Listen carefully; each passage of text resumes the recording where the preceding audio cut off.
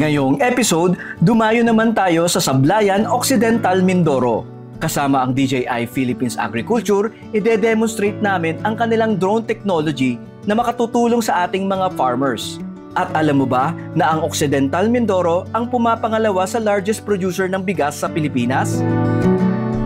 So bilang pumapangalawa sa largest producer ng rice sa buong Pilipinas, definitely napakalawak ng ating mga lupain.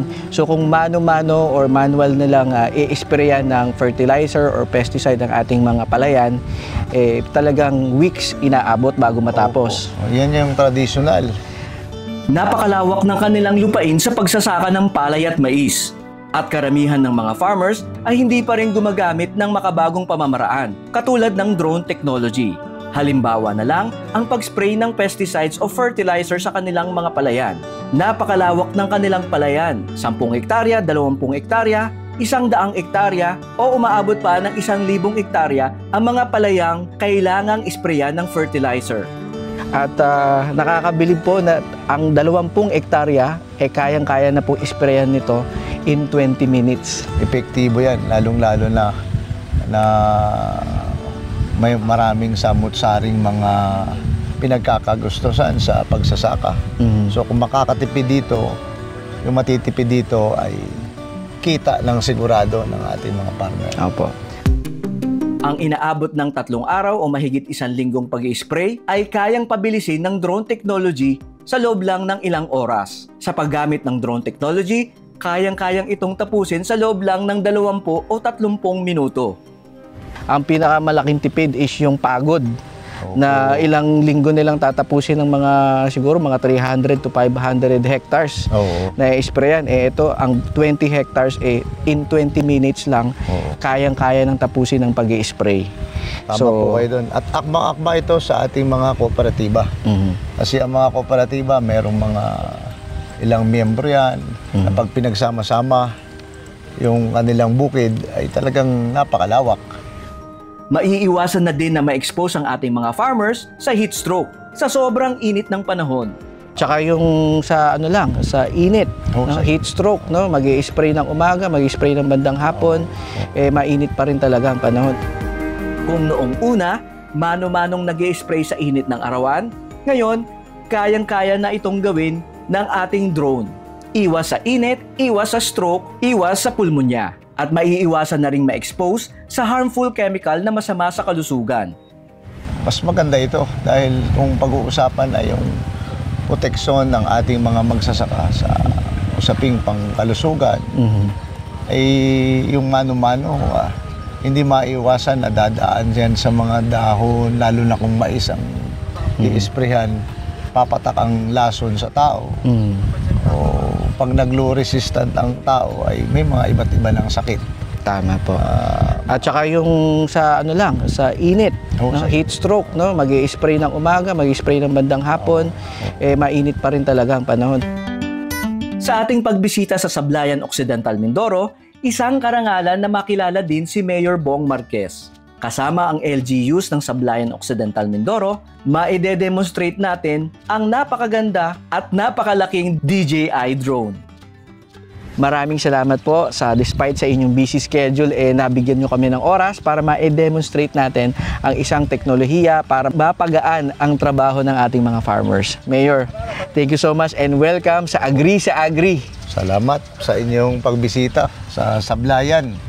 Huwag nating katakutan ang teknolohiya, bagkus yakapin natin ito at gamitin para mas mapalakas ang ating agrikultura, mas lumaki ang produksyon, gayon din maging konbinyente para sa ating farmers ang pagsasaka.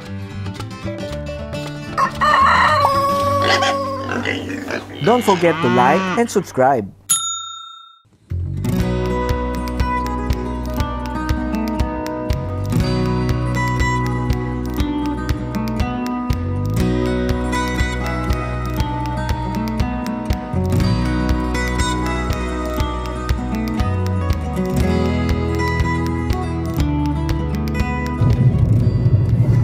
Good morning po mga ka-agri sa Agri. Nandito tayo ngayon siyempre sa Sablayan, Mindoro. After 35 years nakabalik tayo dito. I grew up here, pero ang isang episode na gagawin natin ngayon dito is magde-demonstrate po tayo. On the way tayo doon sa location kung saan tayo magde-demonstrate ng pagpapalipad ng ating drone. Siyempre, kasama natin aking kababata, si Philip. Yan, siya po ang tumulong sa atin mag-organize dito. Kaya thank you, Philip. Isa sa mga batang kolonya. So magpapalipad po tayo ng drone para makita nyo ang kapabilidad ng napakalaking drone na ito na pwede talagang gamitin ng mga farmers, kasi yan po ay malaking tulong. Kaya panoodin nyo po itong episode na to. Punta tayo sa venue. Good morning, Mayor! Hello, sir. Good morning. So ito, magdademo tayo ngayon. Buti na lang may time. From DJI po, si Miguel. Good morning po. Miguel, apo. Apo, from DJI Philippines.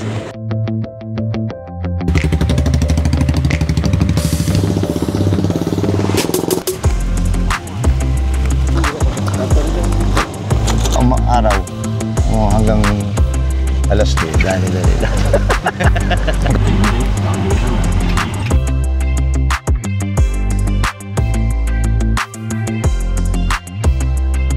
This one po kasi mas malaki po siya, sa 40 po yung capacity ni T50 for spraying.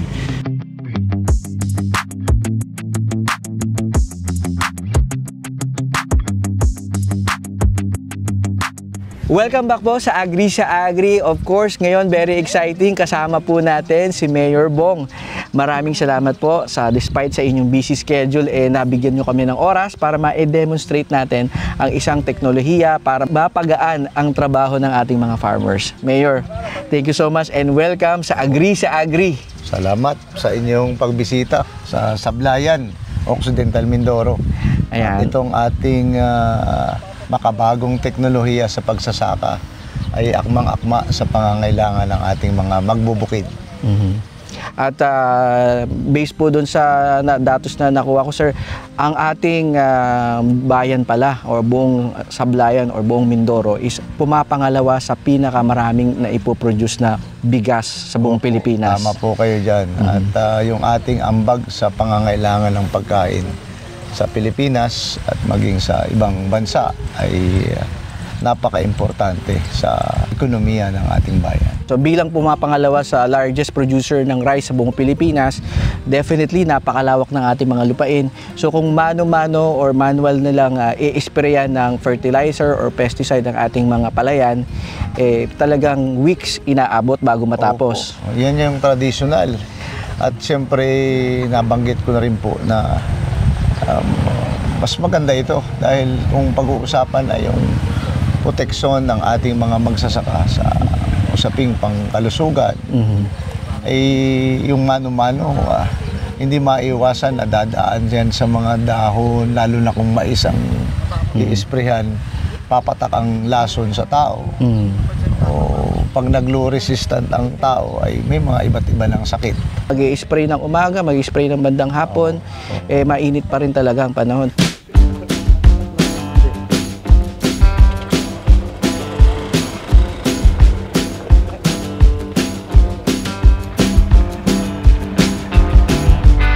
Almost ready na tayo bago mag-setup, na i-prepare natin and karoon ng konting discussion with Mayor ang kanyang mga technicalities. And for demonstration purposes po, tubig muna ang ating niligay. Taking off.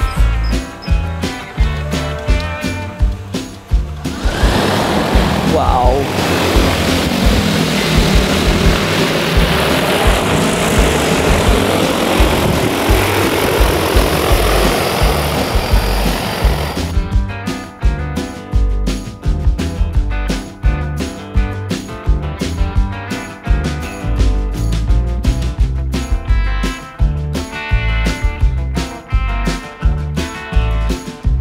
At nakakabilib po na ang 20 hektarya kayang-kaya na po isprayan nito in 20 minutes. So, ano po masasabi niyo doon, Mayor? Very good, very good. Epektibo yan, lalong-lalo na may maraming samut-saring mga pinagkakagustuhan sa pagsasaka. So kung makakatipid dito, yung matitipid dito ay kita ng sigurado ng ating mga farmer. Opo. At akma-akma ito sa ating mga kooperatiba. Kasi ang mga kooperatiba, merong mga ilang miyembro yan, na pag pinagsama-sama, yung kanilang bukid ay talagang napakalawak. So kung merong ganitong teknolohiya, ay malaking tulong sa mga kooperatiba at sa lahat ng ating mga kapatid sa panakahan. Apo. Dito po ba sa Sablayan, bukod po sa bigas or sa palay, ano pa po yung second crop na malaki din ang inyong pinoproduce? Itong mais. Mais. Lalo ngayong panahon ng tag-araw kasi ang aming cropping season dito, pag tag-ulan, halos karamihan nagpapalay. Pag ganitong tag-init, ang karamihan ay nagtatanim ng mais at ng sibuyas at mga gulay.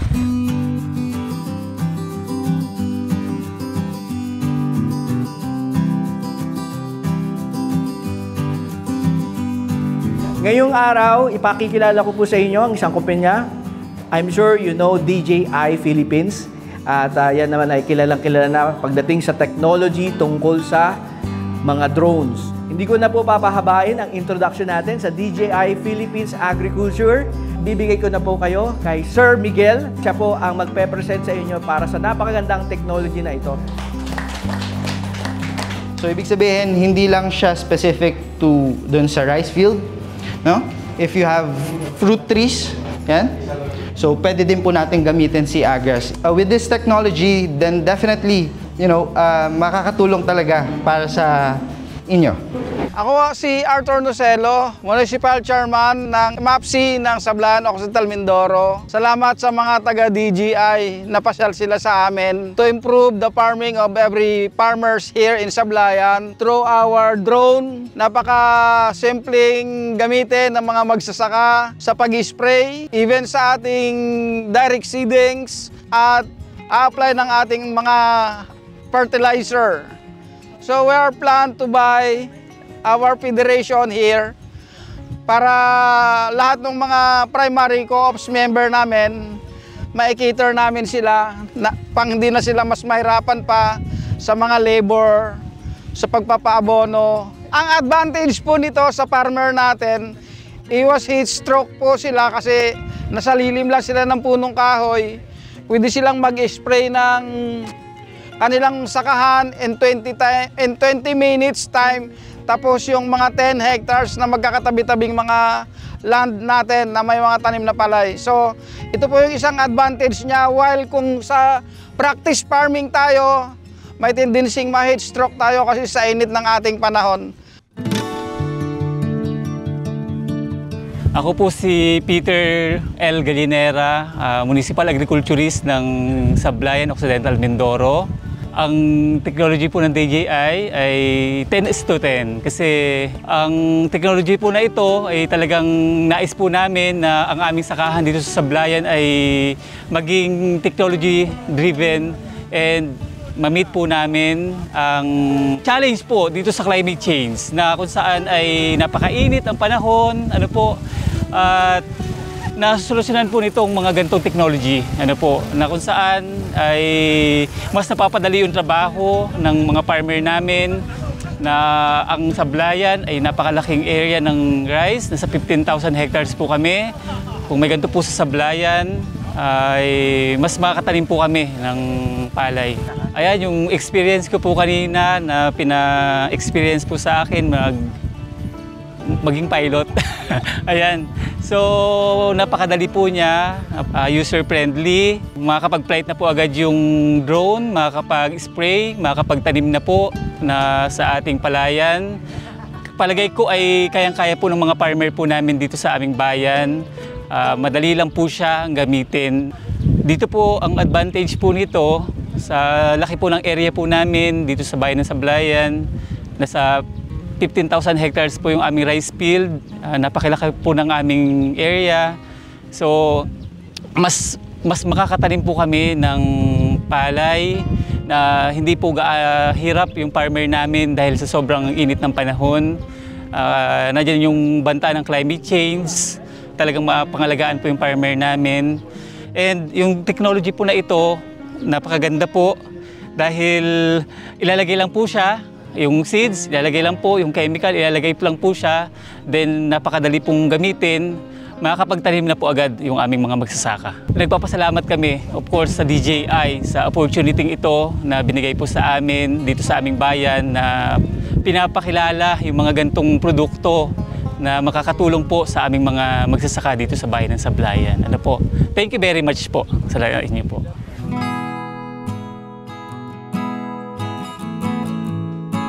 This is Mr. Villanueva, Antonio Villanueva from the Municipal Cooperative Development Office, Sablayan.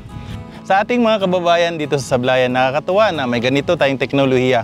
Yung dating matagal nating magawa na mga gawain, mag-spray, maglagay ng abono, minsan ilang araw bago natin matapos kung ilang hektarya natin. Ngayon, oras lang. Yung gastos nating malaki ngayon, medyo mas kokonti na siya. At nakikita ko rin, mas magiging masaya. Siguro may nakikita rin tayong pagbabago. May mga lumilipad na ngayong drone sa halip ng kalabaw.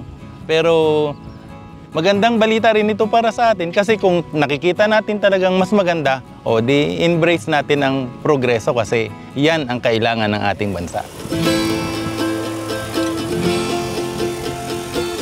Bilang parting words, ano po ang inyong mensahe sa ating mga kababayan, mga farmers at mga future vision nyo para sa ating programang agrikultura dito sa Sablayan? Paggamit ng makabagong teknolohiya, kagaya nitong drone na ito, importante sa ating mga magsasaka. Mababa ang gastos, mas kumbinyente, at mas mabilis. Mas mabilis. Yan ho ang kailangan natin ngayon na makasabay tayo kung ano po yung hinihingi ng nagbabagong klima. Malaki tulong ang paggamit ng drone sa pag-i-spray, pagkatanim at iba pa. And lastly, Mayor, imbitahan nyo na ating mga viewers ng Agri sa Agri, taga Manila at iba't ibang panig ng Pilipinas or mga OFW, mga nanonood sa US, sa Amerika, sa Canada, na pumunta naman, dalawin kayo dito sa Sablayan. Opo, oo. Walang kahit anong oras. Bisitahin po ninyo ang Sablayan Occidental Mindoro. Kami po ang nasa sentro ng lalawigan at mayaman po tayo sa iba't ibang mga tourist destination. At the same time, yung ating kultura na tatak Sablayan ay buhay na buhay sa bayang ito. So, pasyalan po ninyo kami sa bayan ng Sablayan Occidental Mindoro. And syempre, ibabalita na rin natin sa ating mga kababayan ang mga inyong mga proyekto na nabalitaan ko na magkakaroon pala ng port na from Sablayan to Coron. Opo. Actually, ginagawa na po natin yan.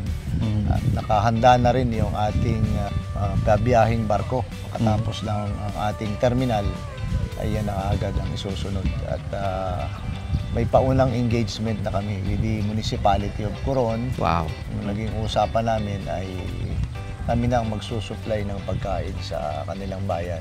Ibig sabihin, ang mga produce ng ating mga farmers dito sa Sablayan, kayang-kaya ng tumawid sa Coron. Opo. Dahil kulang na kulang ang kanilang supply sa dami ng turista. Oo, sa dami ng turista. Very exciting din po yan sa mga turista o mga foreign tourist din natin. Kasi ang Sablayan po ay napakaraming destination din dito. So vice versa na. Kung manggagaling po kayo sa Coron, pwede na kayong maglibot doon. After 3 days, dito naman kayo sa Sablayan pumunta. Or manggaling muna kayo sa Sablayan at doon na kayo pumunta sa Coron from here. Pwede. So yan po, hindi lang po sa agrikultura at gayon din sa turismo, yung inyong magandang proyekto na ini-improve ang ating port. Agree po ba kayo sa agri? Agree sa agri. Approve. Approve. Agri sa Agri, DJI Sablayan. Don't forget to like and subscribe.